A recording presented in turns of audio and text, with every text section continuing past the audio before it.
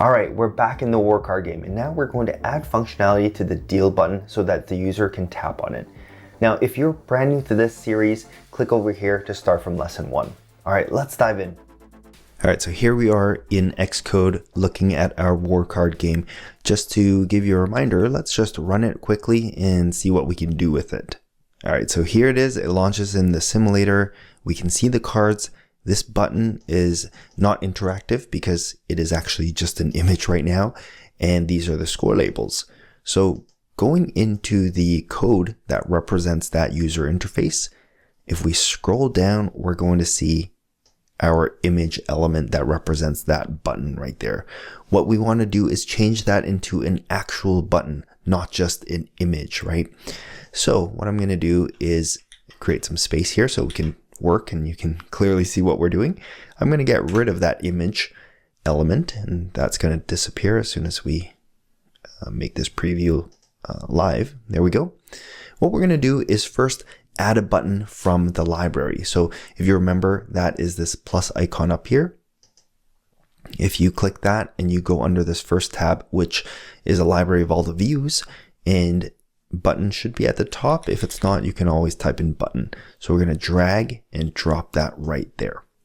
Now, this is a basic text button, and I know it's a little bit hard to see there in the UI, but we're going to start with just a simple text button to demonstrate how it works, and then we are going to customize that with the image, the deal image. Let's change this string. Remember, it's a string data type. It's a piece of text. We are going to customize that into deal. And now notice that there are a pair of curly brackets here. And in between those brackets, you put the code that you want to be executed when the user taps on that button. So why don't we go ahead and just put a simple print statement. And we are going to just print out deal cards. Now, when we tap on the button, when it prints this out, it will print it out into the console area. That is down here in Xcode. So let me just drag this window up here. It's got all sorts of information. Now, if you don't see this part right here, here's the button that you would click on. In the lower right-hand corner, you would see this little button here. You click it to bring up this debug area. And if you don't see two different sides to it, there are two buttons again in the lower right that you can turn on and off. So make sure that this side with all the text, that's the right-hand side, that is toggled on, because that's where this is going to print out to. So why don't we again run this in the simulator? Actually, before we do that, let me just add a simple modifier so that this text button is more visible, because right now this blue text is really hard to see against the green background. Now, do you remember how to add a modifier? So you could very simply hit dot and then foreground color, and you can type in dot white to change that to white. Or if you didn't want to do that, you could always go through the library by hitting this plus icon, choosing the modifiers, and selecting foreground color, clicking and dragging right there, changing that default blue text to white. All right, let's go ahead and rerun this in the simulator. All right, so here's the simulator. I'm going to tap on this button and it's going to run this code right here, print deal cards. As you can see, it is starting, each time I press it, it executes the code within those curly brackets. So great. Our button works. Now, the next thing I want to do is to incorporate what you learned about functions. So instead of simply writing the code here inside of these two curly brackets, why don't we call a function from here? So this function is going to perform all the code related to dealing cards. So why don't we find a space to put this function? So this part you have to be kind of careful about where to put this function, because I haven't really explained yet what these structs are and where you would put your functions. So I'm going to tell you where to do that now, but it's very easy to make a mistake. So here's what I want you to do. So put your cursor, let's say right under body right there, and you're going to go to editor, and you're going to go to code folding, and you're going to hit fold. You can also take note of these shortcut keys if you'd like. So we're just going to choose fold, and that's going to fold it all up neatly. If you want to unfold it, again, you just go to, you can either double click this actually. You could double click that to open up. That's probably the easiest way. So again, put your cursor under body. If you don't have a blank space here, and you could do it there, all you need to do is actually make sure that your cursor is after that opening curly bracket of the body. And we're going to go to editor. We're going to go to code folding and hit fold. And the reason I want you to do that is because we are going to create a new line right before this closing bracket, but after the closing bracket of the body right there. And we are going to declare a new function. Now I'm going to explain to you in future lessons why we are putting this where it is, and what is a struct, how do you know where to put your functions and things like that. But for now, I just want you to follow what I'm doing. So type in func to declare a new function. We're going to call this function deal. And if you remember the syntax for it, pair of parentheses, which in between there you would put in any input parameters, right, that this function expects. For the purpose of this code, we don't need any input parameters, so it's just going to be an empty pair of parentheses like that. Now let's open up a pair of curly brackets like that so that we can actually put the code in there.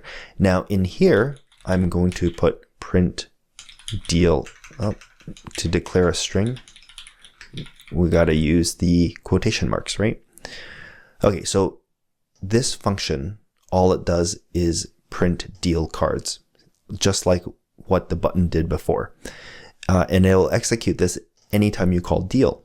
So now let's open up the body again, scroll down to our button, and instead of calling print right here, we are going to call our new function. And look at that, autocomplete recognizes it, and all we need to do is that. Now let's run it in the simulator and just test that it still works, because we don't want to make a mistake at this point. So let's tap on that button. As you can see, it still works, right? What's happening is that when you're tapping on the button, it's executing this function. If you scroll a little lower, this is what that function does, right? So now in the future, when we want to add functionality to the button right here, all we need to do is add the code in here. So that's a basic text button. But what if we wanted to use an image for the button instead? Let's take a look at how we do that. Let's scroll back up to our button element. As you can see here, the button that you add through the library in this way, it only allows you to specify a piece of text. So this is a text button. If you want to create a button which can be visually represented by anything you'd like, what you would have to do is type out button, type out the first opening parentheses, and you can see a couple of different options for buttons that you can create. And what we were looking for is this one right here, action and label. So action is what happens when you tap on it, and label allows you to put any sort of UI code in there, any sort of UI visual elements. So let's go ahead and double click this, and you're going to see these input parameters look a little bit different from this one, right? This one only had the one text parameter that you had to supply, and that was for the text for the button. This one has two different ones. It has action and it has label. So you can double click on any of these. So go ahead, double click on action, this part right here. And what's going to happen is it's going to change in this sort of format right here. This first set of opening bracket, this is the action for your button. So let's stay organized here. So I'm going to actually get rid of this text button first. Okay. And in here, under label, this is actually where we're going to put the visual representation, right? Label this set of curly brackets. Let's put in an image element, and our image name was button, right? If we go back to assets, that's what this is right here. Let's go back to content view and let's refresh this preview right here. Oh, okay. So we can't yet view the preview because we haven't filled in the code part yet. So you can actually just delete that code part and that will be valid. Okay, so as you can see here, we've got now a visual image of our button. And you see this is the visual representation of the button. Now in here, this is supposed to be the action. Good thing that we created a function, right? We can simply call that deal function like that. Let's now run the app in the simulator again and take a look at what happens when we tap on our new button. So you can see it is an image element, but it is actually a button. And when we tap on it, it runs the deal function, which prints out this statement in the console area. All right, now that we have the button looking the way we want, let's add some more functionality to it. So we want our deal button to do more than just print out deal cards. We want it to actually deal cards, right? So how is tapping on this deal button and running this deal function, right? What sort of code can we put in here to actually change the images for this image element and this image element, right? And then how are we going to update the score labels here as well? Well, let's first take a look at what represents these things and see what we can work with. We scroll up, we can see that we have an image element that represents card 2. And this is referencing the image asset in our asset library, card 2. In fact, we have card 2 all the way up to 14. So you'll notice that when I change this in here, and I update the preview, it's actually going to change the card, right? Change it to 13, right? Change this to 14. And if I accidentally change it to a name that doesn't exist, then it actually doesn't show anything.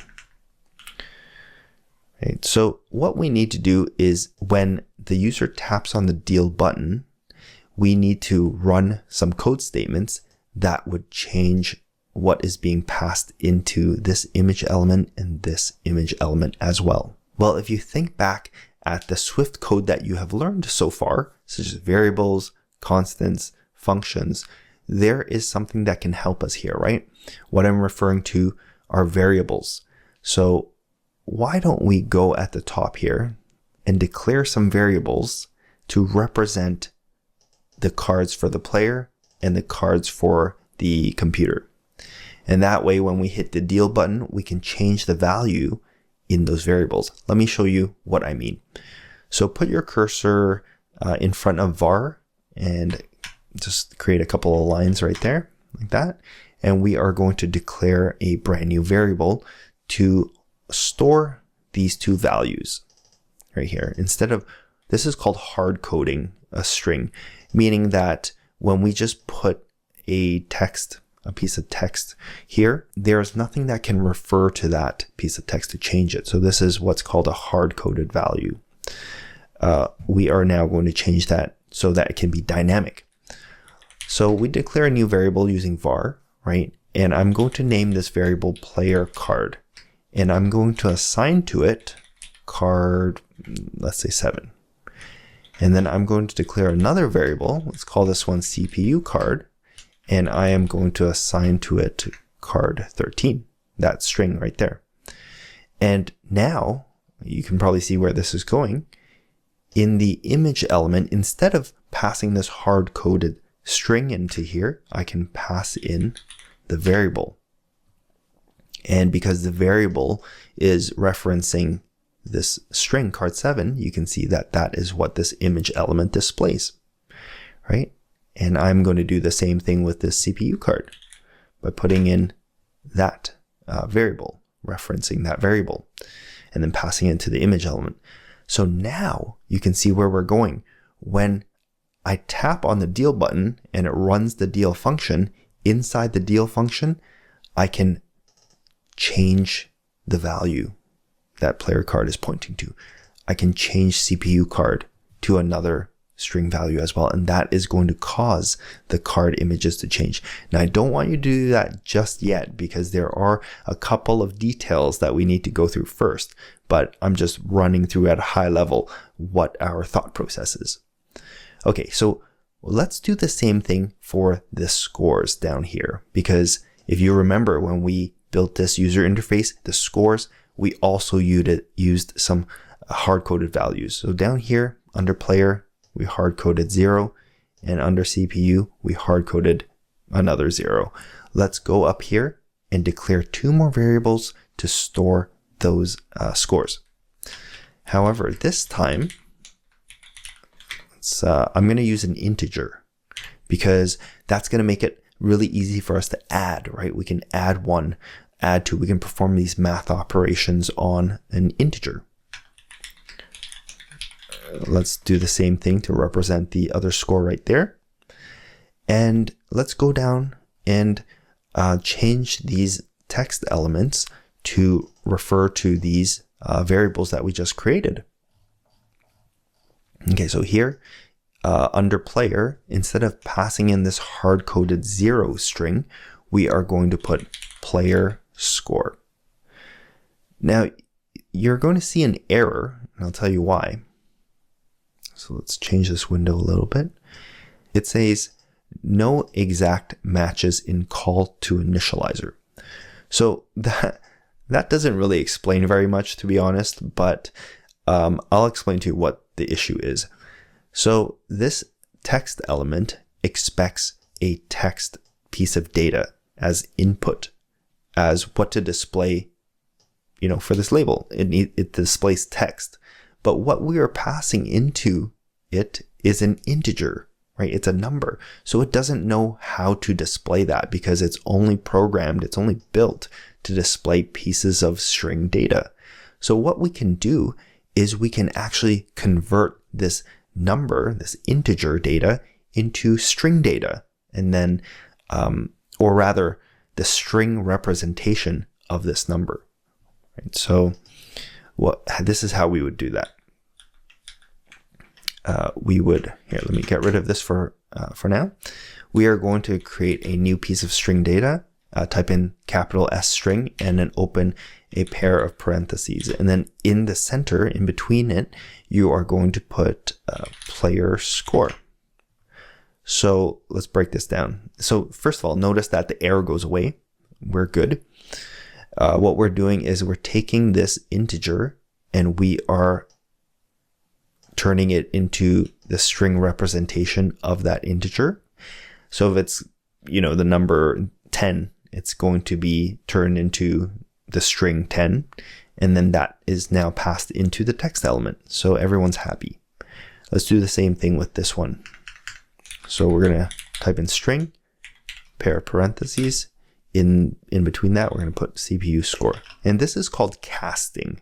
I know it's kind of a weird name, but essentially we are converting the int data to string data. And we're changing the data types. It's called casting. We're casting an int to a string. That's what's happening. All right, so now we are all set up to modify these variables, right? Player card, CPU card, player score, CPU score. We're all set to modify these variables whenever the user taps on the deal button right here inside this deal function. Here's something cool. If you right click on any function, you can jump to the definition. That's basically saying that I want to see what is inside this function. So jump, it's just going to zoom you straight down. It could be in another file even. It'll jump you directly there to see what is this deal function, right? And all we have to do is modify the code here to change those variables that we just created. Okay, this is the home stretch. One more lesson to add the app logic and then we're done. Now, if you've been learning a lot from this series, don't forget to hit thumbs up to support this video and don't forget to subscribe so you don't miss that last lesson. I'll see you in that video.